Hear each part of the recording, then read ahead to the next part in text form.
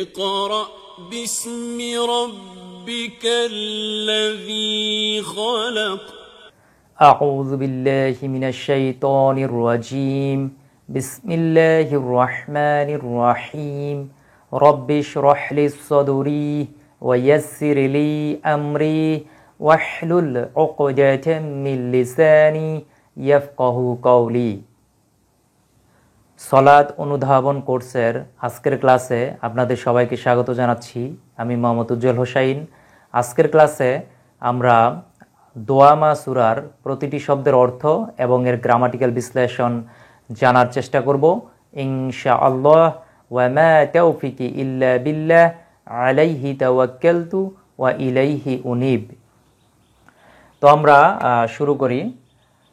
দোয়ামা সূরা যদি আমরা দেখি যে আল্লাহুম্মা ইন্নী যালামতু নাফসি যুলমান কাসীরা ওয়ালা ইয়াগফিরুয যুনুবা ইল্লা আনতা ফাগফিরলি মাগফিরাতাম মিন ইনদিক ওয়ারহামনি ইন্নাকা আনতাল গফুরুর রহিম। তো আমরা দেখতে পাচ্ছি যে একদম প্রথম শব্দ শুরু হয়েছে আল্লাহুম্মা শব্দ দ্বারা। তো আমরা জানি যে বেশিরভাগ দোয়া মূলত শুরু হয় আল্লাহুম্মা দিয়ে।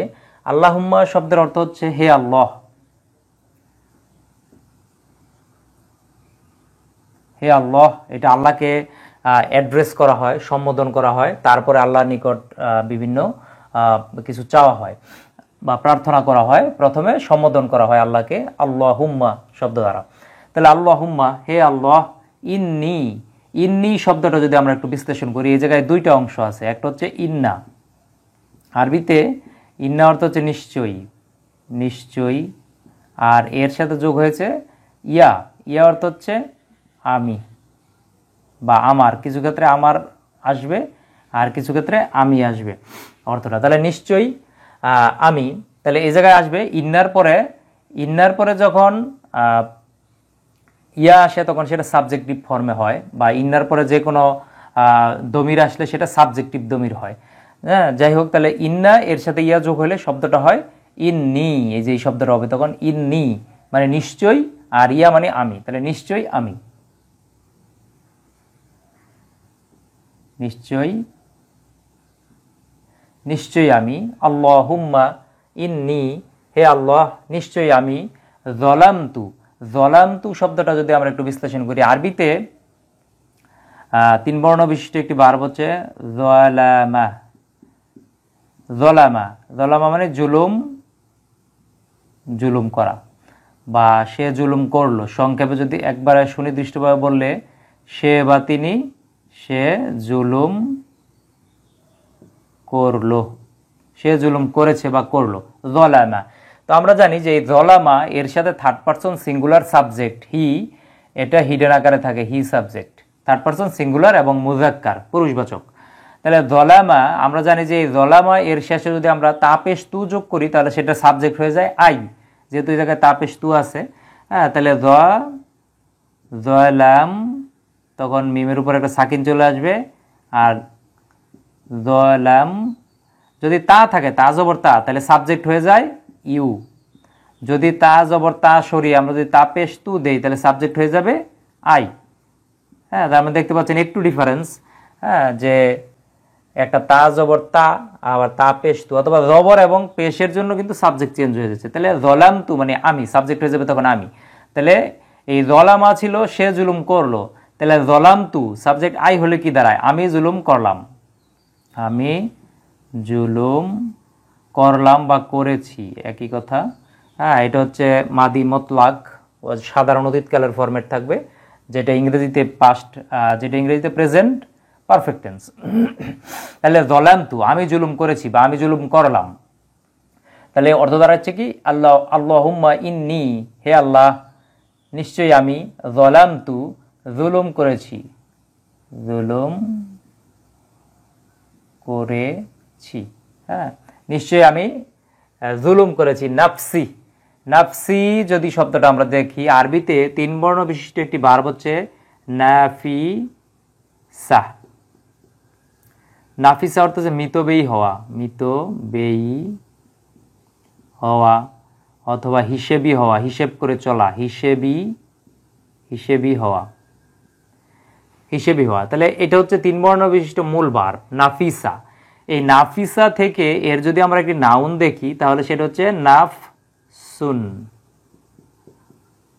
নাফসুন, তাহলে নাফসুন মানে হচ্ছে আত্মা, আত্মা বা নফস যেটা আমরা বলি অনেক সময়, নফস হিসাবে পরিচিত এটা, আত্মা বা নফস। তাহলে এই জায়গায় কি শব্দ ব্যবহার করেছে? নাফসি, শেষে ইয়া যোগ করা আছে। তাহলে নাফসুন মানে আত্মা বা নফস বা অন্তর, আর এর সাথে যদি আমরা একটা ইয়া যোগ করি, ইয়া মানে হচ্ছে আমার, ইয়া অর্থ হচ্ছে আমার। তাহলে নাফসি মানে আমার, নফস আমার আত্মা, ঠিক আছে, এটা আসবে তখন। ইয়া অর্থ যেহেতু আমার, তাহলে আমার নফস, আমার নফস বা আত্মা, দুইটাই লিখে দিলাম, আমার নফস বা আত্মা। তাহলে আল্লাহুম্মা, হে আল্লাহ, ইন্নী নিশ্চয়ই আমি, যলামতু জুলুম করেছি, নাফসি আমার নফসের উপর, আমার নিজের উপর, হ্যাঁ, বা আমার আত্মার উপর, জুলমান, জুলমান শব্দটা এই যে এই জায়গায় যলামা ভার্ব থেকেই আসছে, হ্যাঁ, যলামা যে ভার্বটা ছিল এইটুকু আমরা রাখি, তাহলে এটা ছিল যলামা, যলামা। আর এই যলামা ভার্বের এটা ছিল মূল ভার্ব 3 বর্ণ বিশিষ্ট, আর এর একটা নাউন যদি নেই তখন সে নাউনটা হয় কি? জুলমুন। জুলমুন মানে জুলুম বা অত্যাচার, হ্যাঁ, জুলমুন মানে জুলুম বা অত্যাচার।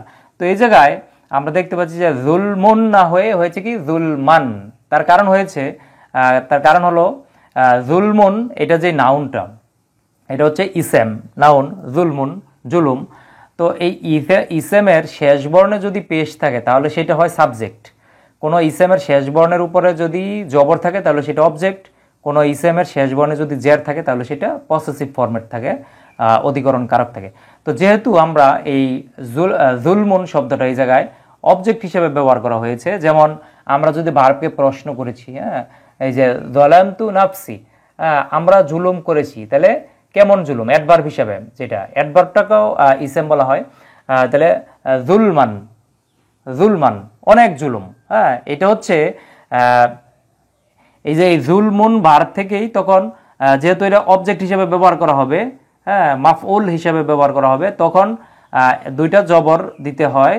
আর যখন নাকি কোনো ইসেমের শেষে দুইটা জবর দেওয়া হয় তখন সেই ইসেমের সাথে একটা একালিফ টান যোগ করতে হয়, ঠিক আছে, একালিফ টান। এই জন্য কিন্তু একালিফ টান এই জায়গায় যোগ করে দেওয়া হয়েছে, হ্যাঁ, জুলমান হয়েছে, জুলমান, হ্যাঁ, মানে জুলুমের মতো জুলুম, মানে এটা জুলুমের ব্যাপকতা বোঝানোর জন্য একই ভার্ব থেকে কিন্তু এই যে এই জলামা ভার্ব থেকেই কিন্তু জুলমান তৈরি করা হয়েছে, অর্থাৎ এটাকে বলা হয় সমধাতুস কর্ম, হ্যাঁ, ইংরেজিতে বলা হয় কগনেট ভার্ব বা কগনেট অবজেক্ট। এটা থাকবে কগনেট অবজেক্ট, হ্যাঁ, কগনেট ভার্ব।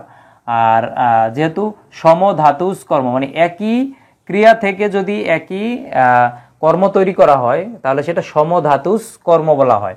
তাহলে এই জায়গায় জলামতু থেকেই কিন্তু জুলমান, অর্থাৎ জুলুমের মতো জুলুম করেছি, হ্যাঁ, এটার ব্যাপকতা বোঝানোর জন্য এই শব্দটা ব্যবহার করা হয়, হ্যাঁ, জুলুমের মতো জুলুম। আল্লাহুম্মা, হে আল্লাহ, ইন্নী নিশ্চয়ই আমি, যলামতু জুলুম করেছি, নাফসি আমার নফসের উপর, আমার আত্মার উপর, জুলমান জুলুমের মতো জুলুম, কাসীরান, কাসীরান শব্দটা যদি আমরা একটু বিশ্লেষণ করি, যেমন কাসুরা, এই কাসীরান শব্দটা আসছে কাসুরা থেকে, কাসুরা, কাসুরা, কাসুরা মানে অনেক হওয়া, অনেক হওয়া, প্রচুর হওয়া, প্রচুর হওয়া বা অনেক হওয়া, হ্যাঁ, তাহলে কাসুরা, কাসুরা থেকেই কাসির, কাসির মানে অনেক, কাসির ইয়া থাকবে, কাসিরুন মানে প্রচুর বা অনেক, অনেক। যেমন আমরা বলি যে হামদান কাসিরান, যে অনেক প্রশংসা, ব্যাপক প্রশংসা, তো এই কাসির মানে হচ্ছে প্রচুর। তাহলে জুলমান কাসিরা, অনেক প্রশংসা। একইভাবে এই কাসিরুন শব্দ থেকে যেহেতু এটা মাফউল হিসেবে ব্যবহার করা হয়েছে, অর্থাৎ অবজেক্ট হিসেবে ব্যবহার করা হয়েছে, সেহেতু দুইটা জবর দেওয়া হচ্ছে, আর দুইটা জবর দিলে কোনো ইসেমের শেষে তখন একটা আলিফ যোগ করে দিতে হয়, এক আলিফ টান যোগ করে দিতে হয়, এই জন্য তখন কাসিরান হয়েছে, কাসিরান বা কাসিরা। যদি আমরা থামি ওয়াকফ করলে এক আলিফ টেনে পড়তে হয়, কাসিরা হবে তখন। তাহলে কাসির মানে হচ্ছে প্রচুর, প্রচুর। আর জুলুমের মতো, জুলুমের মতো জুলুম, এটা ব্যাপকতা বোঝানোর জন্য ব্যবহার করা হয়েছে। তাহলে হে আল্লাহ, নিশ্চয়ই আমি জুলুম করেছি আমার নফসের উপরে, প্রচুর জুলুম বা জুলুমের মতো জুলুম করেছি। তারপরের অংশ আমরা যদি দেখি, ওয়ালা ইয়াগফিরু, ওয়া আরবিতে ওয়া অর্থ হচ্ছে এবং, এটা হরফে আতফু, আতফ বলা হয়, যেটা দ্বারা সংযোজক অব্যয় বলা হয়, সংযোজক অব্যয় বা কোঅর্ডিনেটিং কনজাংশন। ওয়া অর্থ হচ্ছে এবং, লা, লা অর্থ হচ্ছে না। আরবিতে দুইটা লা আছে, একটা হচ্ছে লা আর একটা হচ্ছে লামের সাথে এক আলিফ টান যোগ করা থাকে, লা। এই লা অর্থ হচ্ছে জন্য বা অবশ্যই, আর এই লা অর্থ হচ্ছে না। তাহলে আমরা দেখতে হবে যে কোনো জায়গায় লা যদি আসে তখন দেখতে হবে যে এই লাটা কি লাম জবর লা না লাম আলিফ জবর লা। যদি লা হয় তাহলে এক আলিফ টেনে পড়তে হবে, অর্থ হবে না। তাহলে এই জায়গায় লামের সাথে এক আলিফ টান যোগ করা আছে, অর্থাৎ এই লা দ্বারা হচ্ছে না বোঝানো হচ্ছে, নেগেটিভ করা হচ্ছে, অর্থাৎ এর পরের যে ভার্বটা আসবে, ফেলটা আসবে, সেই ফেলটাকে এটা নফি করে দিবে, অর্থাৎ এর অর্থটাকে না বোধক করে দিবে। যেমন ইয়াগ ফিরু, ইয়াগ ফিরু শব্দটা যদি আমরা একটু বিশ্লেষণ করি,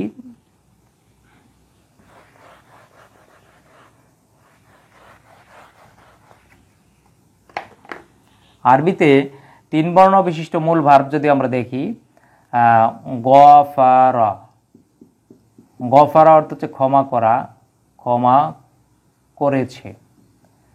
গফারা মানে সে ক্ষমা করেছে।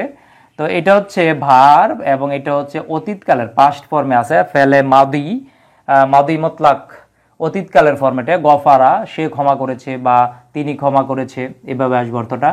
তাহলে গফারা এর বর্তমান ভবিষ্যৎ হচ্ছে, আমরা জানি যে একটা ইয়া যোগ করতে হয়, ইয়াগ ফিরু, ইয়াগ ফিরু, ইয়াগ ফিরু মানে সে ক্ষমা করে অথবা করবে, বর্তমান ভবিষ্যৎ, সে ক্ষমা করে বা করবে, ইয়াগ ফিরু, গফারা ইয়াগ ফিরু। তাহলে এই জায়গায় কিন্তু এই যে ইয়াগ ফিরু শব্দটা ব্যবহার করা হয়েছে, আর এই জায়গায় তার পূর্বে আছে লা, লা ইয়াগ ফিরু, অর্থাৎ ক্ষমা করবে না। ক্ষমা, লা ইয়াগ ফিরু মানে ক্ষমা করছে না, করে না, করবে না, এই অর্থগুলো আসবে। ওয়ালা ইয়াগ ফিরু এবং সে ক্ষমা করছে না বা করবে না। ওয়ালা ইয়াগ ফিরু যুনুবা, ওয়ালা ইয়াগ ফিরু যুনুবা, যুনুবা শব্দটা যদি আমরা একটু বিশ্লেষণ করি, যুনুবা শব্দটা কিভাবে আসলো, আরবিতে 3 বর্ণ বিশিষ্ট একটি মূল ভার্ব হচ্ছে জানাবা, জানাবা, জানাবা মানে পিছন পিছন থাকা, পিছন পিছন থাকা, পিছন পিছন থাকা অর্থাৎ অনুসরণ করা, একটা কাউকে পিছন পিছন থাকা, কারো অনুসরণ করা।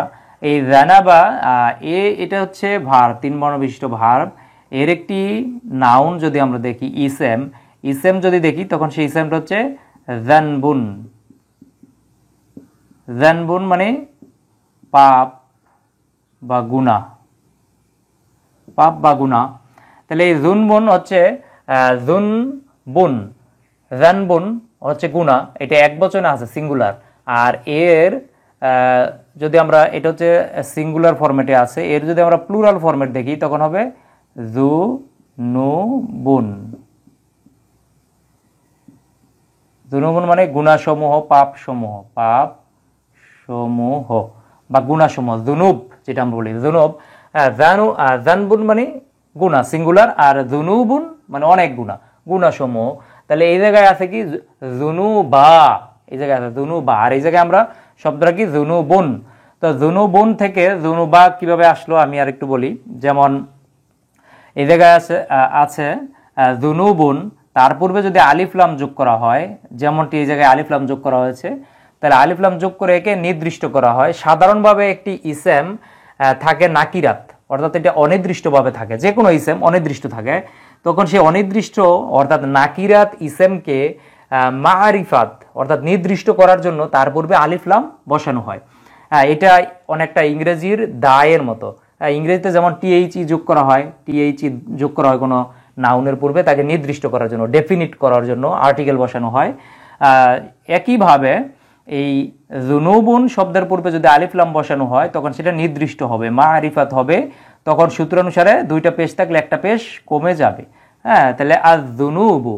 আর এই জায়গায় যেহেতু এই রাটা হচ্ছে আল হুরুফুস শামসিয়াত অর্থাৎ সূর্যাক্ষর। আমরা জানি যে আরবির সকল হরফকে তার পূর্বে আলিফ লাম আসলে উচ্চারণ হবে না হবে না, তার উপর ভিত্তি করে দুই ভাবে ভাগ করা যায়। একটা হচ্ছে আল হুরুফুস শামসিয়াত অর্থাৎ সূর্যাক্ষর, আর একটা হচ্ছে আল হুরুফুল কমারিয়াত চন্দ্রাক্ষর। তো যেহেতু এই এটা হচ্ছে সূর্যাক্ষর, এজন্য তার পূর্বে আলিফ লাম আসলে আলিফ লাম উচ্চারিত হবে না, বরং এই রায়ের উপরে একটা তাসদিদ চলে আসবে। হ্যাঁ, এই জন্য কিন্তু আয-যুনুবা, হ্যাঁ, ওয়ালা ইয়াগফিরুয-যুনুবা এটা চলে আসছে। তাহলে এই জায়গায় আমরা এখন পর্যন্ত পাইলাম কি আয-যুনুবু, এটা পাইলাম। তা আমরা জানি যে কোনো ইসেমের শেষে যদি পেশ থাকে তাহলে সেটা সাবজেক্ট হয়, আর কোনো ইসেমের শেষে যদি জবর থাকে তাহলে সেটা অবজেক্ট হয়। তবে যেহেতু এই জায়গায় শব্দটাকে অবজেক্ট হিসেবে ব্যবহার করা হয়েছে, যেমন আমরা যদি ভার্বকে প্রশ্ন করি, যেমন লা ইয়াগফিরু, তিনি ক্ষমা করেন না। হ্যাঁ, ক্ষমা করেন না বা করবেন না, কি করবেন না, তাহলে ক্ষমা। এই কি ক্ষমা করবেন না, তাহলে যুনুবুন মানে পাপ, মানে গুনাহ ক্ষমা করবেন না, পাপ ক্ষমা করবেন না। আমরা জানি যে ভার্বকে যদি ফেলকে যদি কি অথবা কাকে দ্বারা প্রশ্ন করি তখন যে উত্তরটা আসে সেটাই হচ্ছে অবজেক্ট, হ্যাঁ, অর্থাৎ মাফউল যেটা আরবিতে আমরা বলি। তাহলে এই জায়গায় ইয়াগফিরু, হ্যাঁ, তিনি ক্ষমা করবেন না বা করেন না, তাহলে কি ক্ষমা করেন না, অর্থাৎ এই যে যুনুবুন মানে গুনাহ ক্ষমা করেন না, তাহলে গুনাহটা হচ্ছে জায়গায় অবজেক্ট অর্থাৎ মাফউল। তো মাফউল হতে গেলে তার শেষে অবশ্যই জবর থাকতে হবে, সেজন্য তখন এই পেশের পরিবর্তে একটা জবর দিলে সেটা অবজেক্ট হয়ে গেল। যেহেতু পেশ দিলে সাবজেক্ট, তো এই জায়গায় তো সাবজেক্ট এই ভার্বের সাথে সাবজেক্ট হিডেন আকারে আছে, থার্ড পারসন সিঙ্গুলার, ঠিক আছে। আর তখন এটা আমাদেরকে অবজেক্ট বানাইতে হবে জবর দিয়ে, তাহলে এজন্য আয-যুনুবা হয়েছে। হ্যাঁ, ওয়ালা ইয়াগফিরুয-যুনুবা, এবং না ইয়াগফিরু ক্ষমা করেন, আর যুনুবুন মানে পাপ সমূহ, তাহলে তিনি পাপ সমূহ ক্ষমা করেন না, ইল্লা আনতা, ইল্লা অর্থ হচ্ছে ব্যতীত বা ছাড়া, ইল্লা জায়গায় একটা তাসদিদ হবে, ইল্লা আংতা হচ্ছে এটা দমির সর্বনাম, আন্তা অর্থ হচ্ছে তুমি। হ্যাঁ, আন্তা শব্দের অর্থ হচ্ছে তুমি, এটা হচ্ছে একটা দমির বা সর্বনাম। তাহলে অর্থ কি দাঁড়াচ্ছে, ওয়ালা ইয়াগফিরু ক্ষমা করেন না, যুনুবা পাপসমূহ, ইল্লা আংতা তুমি ছাড়া। তাহলে তুমি ছাড়া কেউ, অর্থটা আসবে এভাবে যে তুমি ছাড়া কেউ গুনাহ ক্ষমা করে না বা করতে পারে না, এই কথাটা এইভাবে আসবে যে তুমি ছাড়া কেউ গুনাহ ক্ষমা করতে পারে না। যেহেতু ইল্লা আংতা শব্দটা আছে, ইল্লা আংতা তুমি ছাড়া, তাহলে তুমি ছাড়া কেউ গুনাহ ক্ষমা করতে পারে না বা পাপসমূহ ক্ষমা করে না বা করতে পারে না, এটা আসবে। তাহলে সম্পূর্ণ আয়াতের অর্থ কি দাঁড়াচ্ছে, সম্পূর্ণ বাক্যের অর্থটা যদি আমরা দেখি, আল্লাহুম্মা হে আল্লাহ, ইন্নি নিশ্চয়ই আমি, যালামতু জুলুম করেছি, নাফসি আমার উপরে, যুলমান কাসীরা প্রচুর পরিমাণে জুলুম, ওয়ালা ইয়াগফিরুয-যুনুবা ইল্লা আনতা এবং তুমি ছাড়া এই পাপসমূহ কেউ ক্ষমা করতে পারে না বা করে না। তারপরের অংশে আমরা যাই, ফাগফিরলি শব্দটা যদি আমরা বিশ্লেষণ করি, আরবিতে ফা হচ্ছে সুতরাং সেজন্য, যেটা আমরা বলি সো, দেয়ারফর, দ্যাটস ওয়াই, এভাবে আসে। এই ফায়ের সাথে কি করা হয়েছে, জায়গায় যোগ করা হয়েছে আরেকটা শব্দ যোগ করা হচ্ছে, সেটা হচ্ছে আরবিতে 3 বর্ণ বিশিষ্ট একটি ভার্ব হচ্ছে গফারা। আমি একটু আগে আলোচনা করেছি, গফারা মানে ক্ষমা করা। গফারা থেকে ইয়াগফিরু তিনি ক্ষমা করেন বা করবেন। আর এটা হচ্ছে 3 বর্ণ বিশিষ্ট মূল ভার্ব, এটা হচ্ছে পাস্ট টেন্সের, এটা হচ্ছে বর্তমান, ভবিষ্যৎ, মোদারি, প্রেজেন্ট, ফিউচার। ইয়াগফিরু ক্ষমা করে বা করবে। আর এর যদি আমরা ইম্পারেটিভ ফর্ম তৈরি করি তখন ইম্পারেটিভ ফর্ম হয় ইগফির। একটা রয়ের উপর একটা সুকুন থাকবে, অর্থাৎ জজম থাকবে। ইগফির মানে ক্ষমা করো, এটা আদেশ, অনুরোধ করা বোঝাবে, ইম্পারেটিভ ফর্ম ইগফির, ক্ষমা করো। তো আমরা জানি যে এই যে হামজাতুল ওয়াসলটা যোগ করা হয় এর উচ্চারণ মিলানোর জন্য, যেহেতু গয়িন, এই গয়িনের উপরে আছে সুকুন বা জজম, তো এটা উচ্চারণ মিলানোর জন্য একটা হামজাতুল ওয়াসল যোগ করা হয়, একটা ইগফির যোগ করা হয়েছে। কিন্তু যখন এর পূর্বে ফা যোগ করা হয়, ফা যোগ করা হলে তখন আর ফার এর মধ্য থেকে সরাসরি এটা উচ্চারিত হয়, তখন আর হামজাতুল ওয়াসলের উচ্চারণের প্রয়োজন পড়ে না। এজন্য কিন্তু আমরা দেখতে পাচ্ছি যে হামজাতুল ওয়াসলটা তুলে দিয়ে এই ফায়ের সাথে শুধু, তখন এই ফাটা যদি এভাবে আমরা যোগ করি তখন ফায়ের সাথে শুধু হামজা এইভাবে দিয়ে রাখা হয়, আলিফ। হ্যাঁ, আর তখন এর হরকতটা উজ্জ্ব থাকে, কারণ যেহেতু উচ্চারণটা চলে আসছে ফাগফির, এ ফা থেকে সরাসরি গয়নের মধ্যে চলে যাবে, ফাগফির, হ্যাঁ ক্ষমা করো, অনুরোধ করা বোঝাবে। সুতরাং ক্ষমা করো, এটা অনুরোধ করা বোঝাবে। তার মানে অর্থটা কি দাঁড়াবে? ক্ষমা করো। এটা আদেশ, নিষেধ, অনুরোধ, এইভাবে ইম্পারেটিভ ফর্ম আসবে। এটাকে বলা হয় ফেলে আমর, আরবিতে বলা হয় ফেলে আমর, ইংরেজিতে বলা হয়, তখন এটা ফেলে আমর হবে এবং এটা অনুরোধমূলক। হ্যাঁ, ইংরেজিতে ইম্পারেটিভ ফর্ম বলা, ইম্পারেটিভ সেন্টেন্স। তাহলে সুতরাং ক্ষমা করো, এটা আসবে সুতরাং ক্ষমা করো, সুতরাং ক্ষমা করো।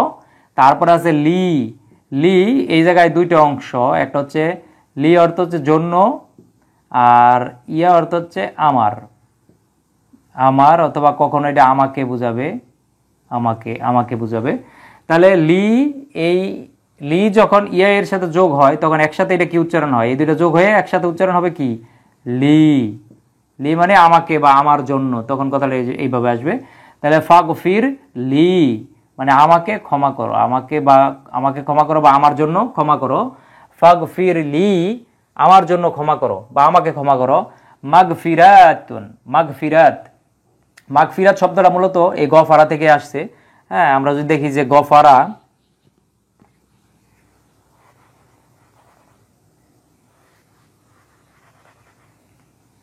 আরবিতে এই 3 বর্ণ বিশিষ্ট ক্রিয়াটা কি ছিল আমাদের? গফারা, গফারা ইয়াগফিরু, গফারা ইয়াগফিরু ক্ষমা করা বা ক্ষমা করলো, ইয়াগফিরু, তাহলে গফারা ইয়াগফিরু। এ থেকে আমরা যদি এই দুইটাই হচ্ছে ভার্ব, একটা বর্তমান একটা ভবিষ্যৎ, একটা অতীত একটা বর্তমান ভবিষ্যৎ। আর এর ইয়াগফিরু থেকে যদি আমরা এর আরেকটা নাউন তৈরি করি তখন একটা মিম চলে আসে, মিম চলে আসে। বাকিগুলা মাদ্দার হরফগুলো ঠিক থাকবে, মাগফিরা,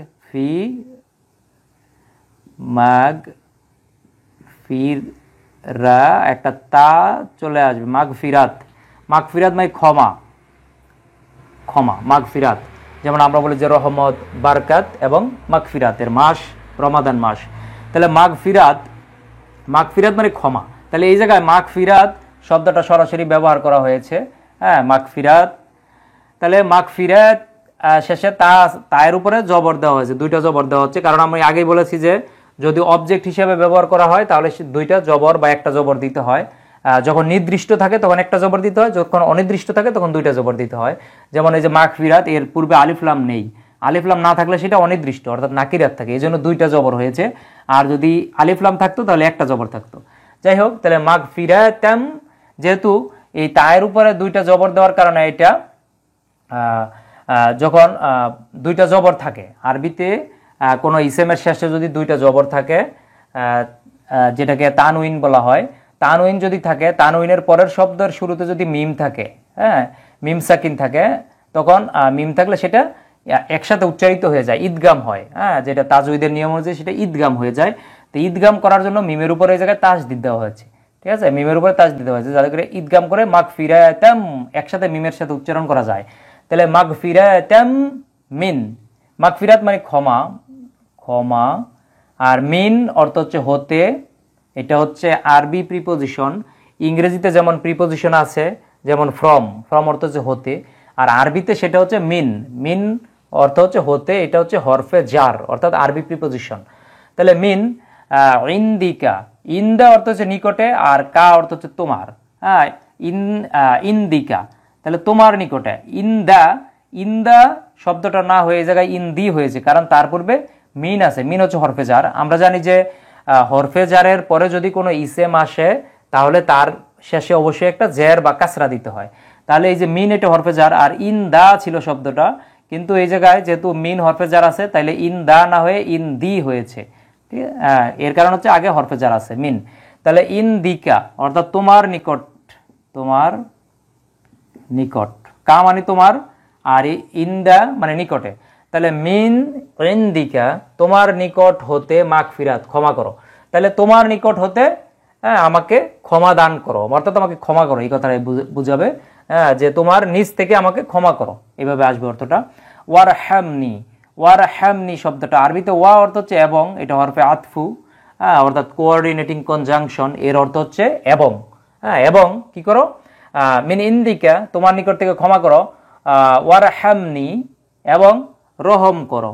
ওয়ারহামনি যদি শব্দটা আরবিতে 3 বর্ণ বিশিষ্ট একটি মূল ভার্ব হচ্ছে রাহিমা। রাহিমা মানে দয়া করা, দয়া করা বা রহম করা, রহম করা।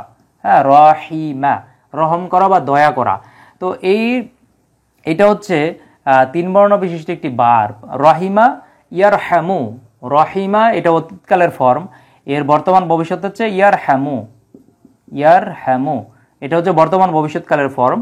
তাহলে ইয়ারহামু এটা বর্তমান প্রেজেন্ট ফিউচার, এটা হচ্ছে নর্মাল ভার্ব। এর থেকে যদি আমরা এর আদেশমূলক একটা ফর্ম গঠন করি, অর্থাৎ ইম্পারেটিভ ফর্ম যদি গঠন করি, এটাকে আরবিতে বলা হয় ফেলে আমর, তখন ইয়ারহামু থেকে হবে ইরহাম, ইরহাম, ইরহাম অর্থাৎ রহম করো, দয়া করো, অনুরোধ করা বুঝাবে যে রহম করো, দয়া করো।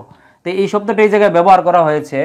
আর এর পূর্বে যেহেতু ওয়া আছে, এই জন্য হামজাতুল ওয়াসলের উচ্চারণ না হয়ে একসাথে ওয়া এর উচ্চারণ হবে ওয়ারহাম, ওয়ারহাম। এই উচ্চারণটা হচ্ছে হামজাতুল ওয়াসলের, তখন আর উচ্চারণ হবে না, তখন এর জায়গায় শুধু এটা আলিফ হিসেবে ব্যবহার করা হবে।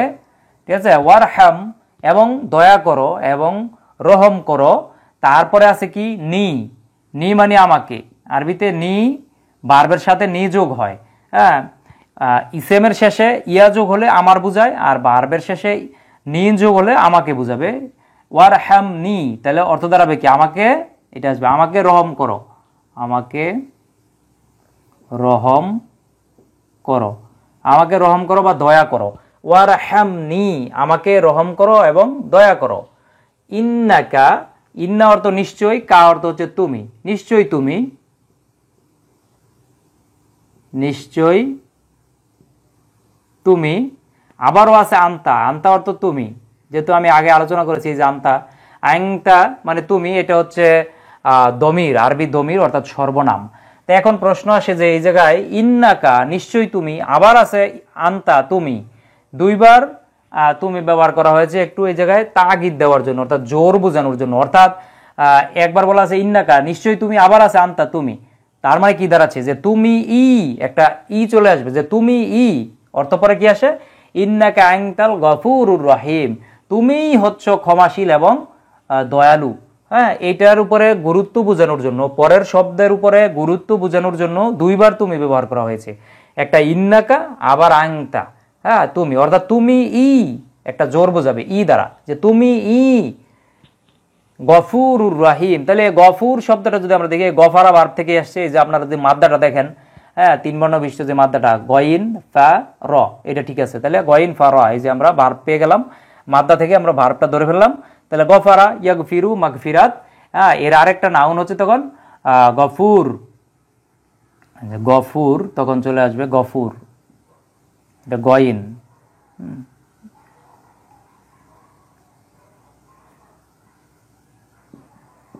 গফুর মানে ক্ষমাশীল, ক্ষমা, এটা আল্লাহর একটি গুণবাচক নাম গফুর। তো এই গফুরুন শব্দটা ছিল, এর পূর্বে কি করা হয়েছে, আলিফ লাম যোগ করা হয়েছে। তো আলিফ লাম যোগ করে একে নির্দিষ্ট করার কারণে শেষে 2টা পেশ থাকলে একটা পেশ কমে যাবে, আল গাফুরু হয়েছে। হ্যাঁ, তাহলে আল গাফুরু, তাহলে আংটাল একসাথে যোগ হয়েছে, আংটাল গফুরুর রহিম। এই জায়গায় দেখুন আলিফ লামের পরে গইন উচ্চারণ, আলিফ লামের উচ্চারণ হচ্ছে, আর এই জায়গায় আলিফ লামের পরে র, আলিফ লামের উচ্চারণ হচ্ছে না, গফুরুর রহিম, এই জায়গায় আলিফ লামের উচ্চারণ হয় না। আর এই জায়গায় আংতাল গফুর মানে এই যে লামের উচ্চারণটা হচ্ছে, আলিফ লামের উচ্চারণ হচ্ছে। এর কারণ হচ্ছে এই গইন শব্দটা হচ্ছে, আমি আগেই বলেছি যে আরবি হরফগুলোকে 2 ভাগে ভাগ করা হয়েছে উচ্চারণের দিক থেকে, একটা হচ্ছে সূর্যাক্ষর, একটা চন্দ্রাক্ষর, অর্থাৎ আল হুরুফুল শামসিয়াত অর্থাৎ সূর্যাক্ষর, আল হুরুফুল কমারিয়া চন্দ্রাক্ষর। তাহলে এই গইন হচ্ছে চন্দ্রাক্ষর, এই জন্য তার পূর্বে আলিফ লাম আসলে উচ্চারণ হচ্ছে, আর র এটা হচ্ছে সূর্যাক্ষর, এর পূর্বে আলিফ লাম আসলে উচ্চারণ হচ্ছে না, হয় না, সরাসরি এই র এর উপরে একটা তাসদিদ চলে আসে, অর্থাৎ রটা মুসাদ্দিদ করা হয়েছে। এই বিষয়ে আরো বিস্তারিত জানতে চাইলে আপনারা আমার আরেকটি ক্লাস আছে, আমার প্লেলিস্টে দেওয়া আছে ইউটিউবে, যে সূর্যাক্ষর এবং চন্দ্রাক্ষর, আরবি সূর্যাক্ষর ও চন্দ্রাক্ষর। হ্যাঁ, যে আরবি হরফগুলোর মধ্যে কোন হরফগুলো সূর্যাক্ষর, কোন হরফগুলো চন্দ্রাক্ষর, এগুলো বিস্তারিত জানতে পারবেন, ওই ক্লাস থেকে দেখে নেবেন। তাহলে ইন্নাকা আনতাল গফুর, তাহলে গফারা থেকে কিন্তু গফুর ক্ষমাশীল, তাহলে আংতা তুমি, নিশ্চয়ই তুমি কি ক্ষমাশীল, ক্ষমাশীল। আর রহিমু শব্দটা আমি এই জায়গায় বিশ্লেষণ করেছি, রহিমা থেকে এসছে, রহিমা মানে দয়া করা, রহম করা, আর এর বর্তমান ভবিষ্যৎ হচ্ছে ইয়ার হ্যামু। আর এর যদি আমরা এই জায়গায় করছিলাম ইম্পারেটিভ সেন্টেন্স, আর এর একটি নাউন হচ্ছে রহিম। আর রাহিম মানে দয়ালু, হ্যাঁ, রাহিম মানে দয়ালু, পরম দয়ালু, হ্যাঁ, পরম দয়ালু, পরম দয়ালু বা করুণাময়। রহম যেহেতু করুণাময়, পরম করুণাময় বা দয়াময়, একই কথা এগুলা সব। আর রহিম, তাহলে ইন্নাকা আনতাল গফুরুর রহিম, তাহলে নিশ্চয়ই তুমি ক্ষমাশীল এবং দয়ালু বা করুণাময়। এই দুই একই শব্দ থেকে আসছে, রহিম থেকে, রহিমা থেকে। তাহলে আমরা যদি প্রথম থেকে আবার দেখি যে আল্লাহুম্মা, হে আল্লাহ, ইন্নি নিশ্চয়ই আমি, যালামতু জুলুম করেছি, নাফসি আমার নিজের উপর, নিজের নফসের উপর, জুলমান কাসীরা প্রচুর পরিমাণ জুলুম, অর্থাৎ জুলুমের মতো জুলুম, ব্যাপকতা বোঝাবে জুলমান দ্বারা। ওয়ালা ইয়াগফিরু যুনুবা, এবং ক্ষমা করে না, কেউ ক্ষমা করতে পারে না, ইল্লা আনতা তুমি ব্যতীত, তুমি ব্যতীত ক্ষমা করে না কেউ, অর্থাৎ কেউ ক্ষমা করতে পারে না। ফাগফিরলি, সুতরাং আমাকে ক্ষমা করো, মাগফিরাতাম মিন ইনদিকা, তোমার পক্ষ থেকে ক্ষমা দাও, অর্থাৎ ক্ষমা করো, তোমার পক্ষ থেকে ক্ষমা করো। ওয়ারহামনি, আমার উপরে রহম করো বা দয়া করো। ইন্নাকা, নিশ্চয়ই তুমি, আনতা তুমি, গফুরুর রহিম, ক্ষমাশীল এবং দয়ালু অথবা করুণাময়, এটা আসবে। তো যাই হোক, আশা করি যে আজকের ক্লাসের মাধ্যমে আপনারা দোয়ামা সূরার প্রতিটি শব্দের অর্থ এবং এর গ্রামাটিক্যাল বিশ্লেষণ বুঝতে পেরেছেন। তো আপনাদের সবাইকে ধন্যবাদ। আসসালামু আলাইকুম ওয়া রাহমাতুল্লাহি ওয়া বারাকাতুহু। ইকরা বিসমি রাব্বিকাল্লাযী খালাক।